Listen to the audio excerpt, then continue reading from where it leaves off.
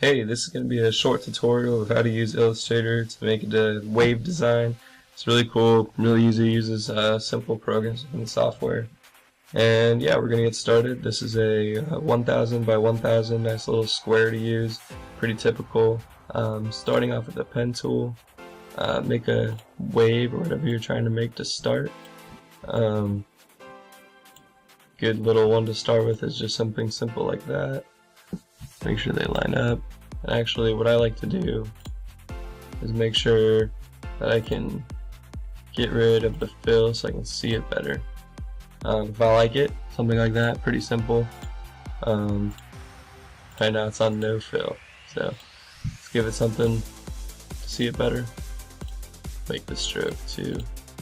After it looks like that, you notice some imperfections. Use the direct selection tool, never call it by its real name.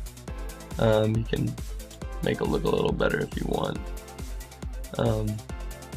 Flatten it out, whatever it was you were trying to do. I like that, looks fine. I'm actually going to squeeze this in a little more and it'll help actually. Double click, don't forget. I'm trying to move stuff in.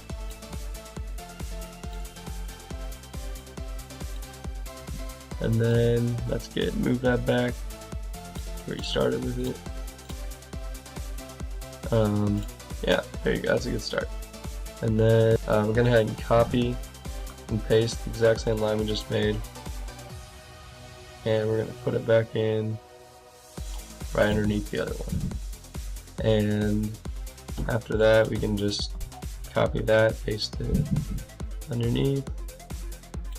Just go ahead and keep doing that. Probably only do one more time. And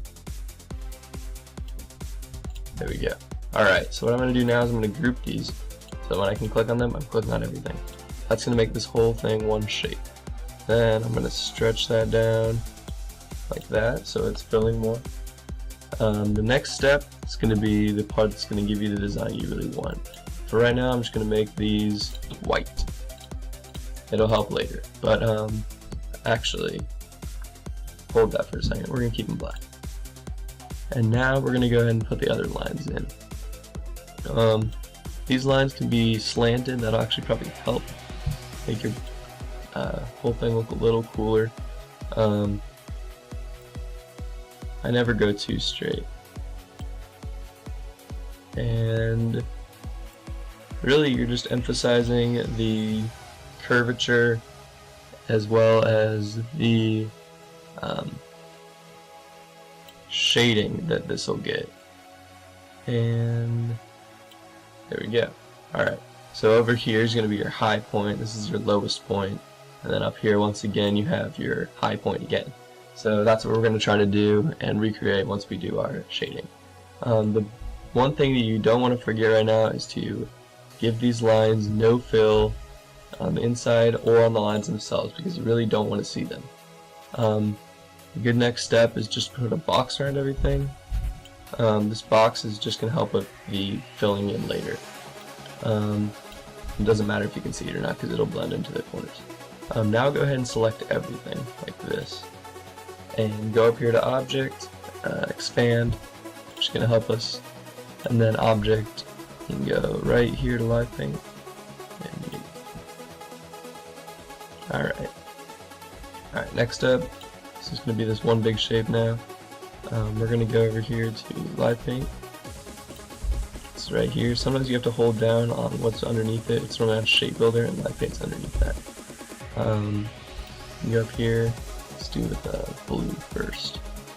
And what I like to do is just kind of like click on everything first, just so I can see everything. Make sure you click back on Live Paint, else it's just going to fill everything. Then you have all your shapes. So we can just start with this one, and then just go up and change colors. Should still be on Live Paint, no big deal. Sometimes it fills other shapes in advance. I'm not sure why it does that, but it's not the end of the world. You can always just go back and fill something in.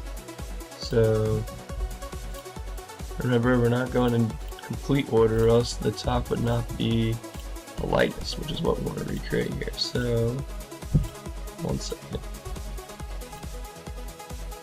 This is the top.